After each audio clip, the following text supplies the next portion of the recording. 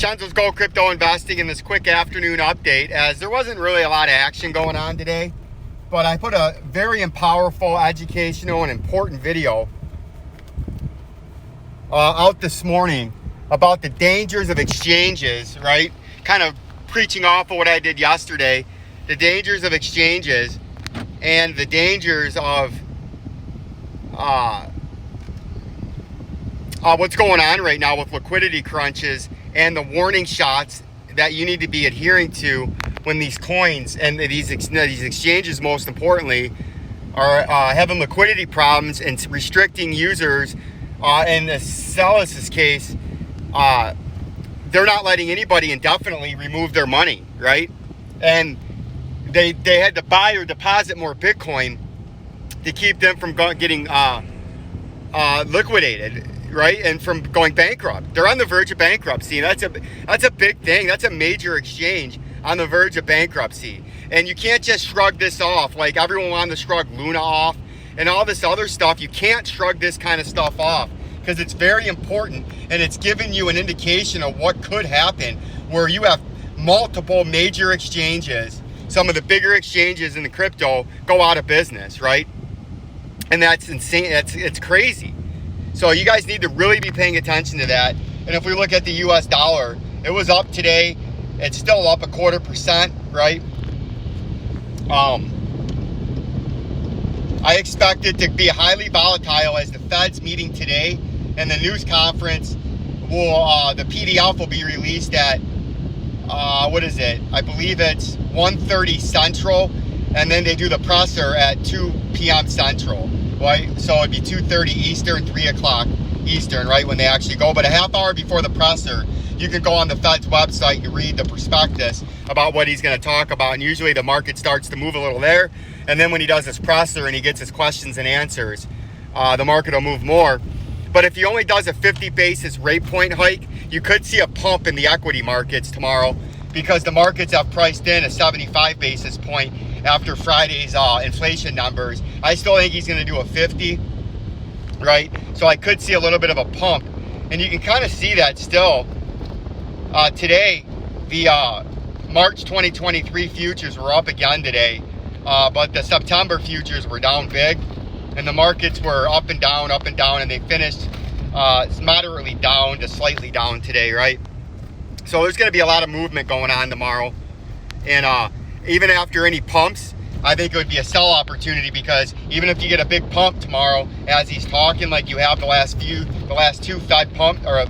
Fed rate hikes, they've immediately sold off within the following few days, right after the little relief rallies happen. But right now you can see we touched that underneath support at 21,114 on that green ring, right? Change the color on it. And I think you're going to come back down and double bottom that. And between 20,200 and that 21,000, you could get a little bit of a bounce there, right? And maybe trade all the way back up towards that white support box. But if things go south tomorrow, you could have a quick flush all the way down to 12,000 as soon as tomorrow. But I think there might be a little relief rally as the markets got pounded leading up into this. And they might have sold off enough to where if he doesn't say anything crazy tomorrow, you could get a nice relief rally and maybe trade back up to that white support box, which is the major volume locally right now, right? So that's what I'm watching out for in the Bitcoin, is that critical bottom where you're at now, where you had that wick bottom.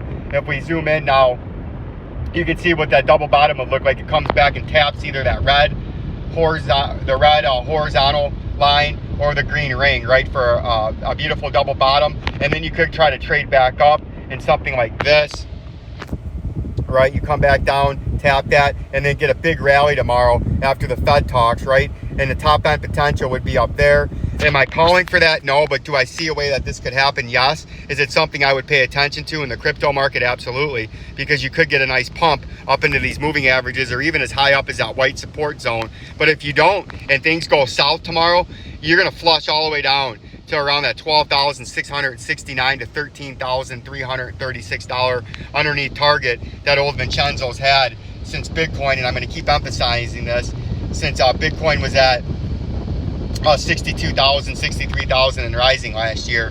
We had this call of almost a 90% flush, right? So now that it's almost here, the confidence has obviously got even higher, as we're only about, with our industry exclusive measuring tool, only about 13,300, 40% away, and that's the next leg down. But do I think it's going to happen tomorrow?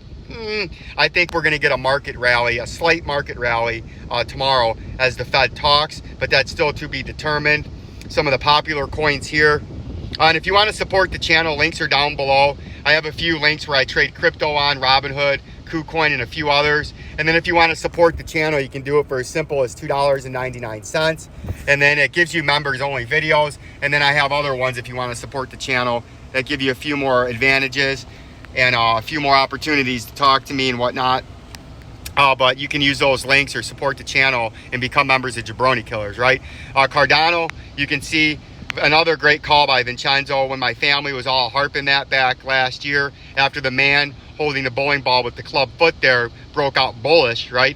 I was telling them all back last year around the holidays, Thanksgiving to Christmas, up in this area, that the price was going to come down, and the price has substantially come down, but the price is still very expensive, right? The technical target out of this, because this is a rising wedge, if we pull out our industry exclusive purchasing tool, you can see this is a rising wedge where we had upper resistance, upper resistance, upper resistance, upper resistance. But each time, notice we came closer to the east side and migrated closer to the lower support. Then you have lower support, lower support, lower support, and then a breakout. And the technical target is the bottom part of what should be orange, the orange support zone. And the technical target is down here at the bottom of the wedge, and the bottom of the wedge is about $0.015, which nobody thought that could happen when Cardano was way up here at $3.20 something. But old Vincenzo told you the price target was way down here, and I think the price is still going to, in an up and down fashion, end up down there sooner rather than later. Dogecoin, just like the Dogecoin millionaire, if he was watching old Vincenzo back here with the Elon Musk, he would have known to sell that Elon Musk as soon as he took the stage. He should have been out of that coin an hour before Elon took the stage, and he would still be a Dogecoin millionaire instead of only a Dogecoin millionaire on paper. And now he's a Dogecoin 100,000aire, and he's only about a cent and a half away from being negative on a position that he was up over 10,000 fold, right? Took 150,000 to 3.7 million, but he didn't listen to old Vincenzo because it was this crazy fantasy land that got him to 3.7 million. And when you got there by fantasy land, you lose it all just as quickly. And he's another classic example of a millionaire on paper, and then he doesn't sell because he's living in fantasy land. And I told you this would go below a penny, and this has got a long way to go down. We only got 1 0 right now.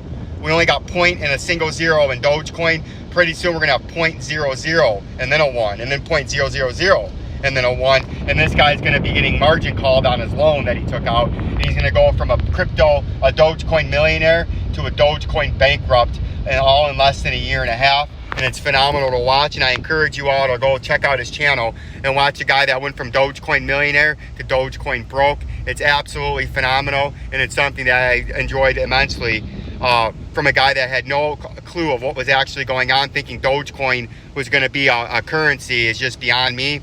And he's using Dogecoin credit cards to collect Dogecoin when he spends money, which is astronomically stupid, because you could just go into the open market and buy all the Dogecoin you would ever need for $50 right now, and you don't have to waste your rewards with your credit card that he can't pay when Dogecoin goes down even deeper. I would rather be having cash back, right? And then I can buy whatever I want. I can buy Dogecoin at a fraction of a cent, right? Because that's where Dogecoin's going. And then XRP, I haven't made a lot of friends in the XRP community because I was telling you this was a multi-year bear market back here, and it's now way down there. And way down there is way lower than way up here. And they said way up here, all these XRP maximalists said it was going to be up there by now, but it's not up there because it's down here. And old Vincenzo has its target down here at 19 cents with this beautiful arrow in the middle of the shithouse when the price was way up there. And I kept telling you it was coming down here, right? And now it has come down here. And it's got a long way to go down. I could see a day where XRP in not so distant future, before the year's over, below 5 cents, maybe even below a penny, right? Because you can see back, if we go to the Wayback Machine, its all-time low on here, even though I believe this goes way back farther, was 12 cents. I could see a way where this goes sub 5 cents, maybe even down closer to a penny, because how much they put 1 billion coins a month or whatever, 6 billion, a shitload of coins each month into circulation, and it effectively dilutes the coins. When you have a company in Ripple that owns, I don't know, 60 billion coins, they're not going to be done releasing them into the general coin market, and they release, I don't know, it's at 100 million or billion a month, which when you release a coin into the market, it dilutes the coin, and hence you need more buyers to make the price go up. So I can see this price going way down, and I have very, very low targets way down there and not so distant future. And you guys need to be paying attention to that, need to understand exactly what's going on and correlate the Fed, the financial system, right? And all of that, what's actually going on in the crypto sphere today, as these crypto exchanges that are getting liquidated or nearly liquidated is not something to shrug off, and it is not something to take lightly, as this is major stuff going on and major warnings being fired when you start to see stuff like this. Is the end of the Bitcoin decline in sight? Nope. Here's what would happen if Bitcoin breaks 20,000, right? A disaster. And this is how you know you're in the middle of a bear market, when you start getting, if you've held $1,000 in Bitcoin, Ethereum, Dogecoin on New Year's Day, ooh, this is not good. How much would you have lost? 60, 80, 90%, right? It's been a bad year, and the year is going to continue to get worse as the financials continue to tighten, right? Like, subscribe, and share to Vincenzo's Go Crypto Investing. Peace and love. Peace and love.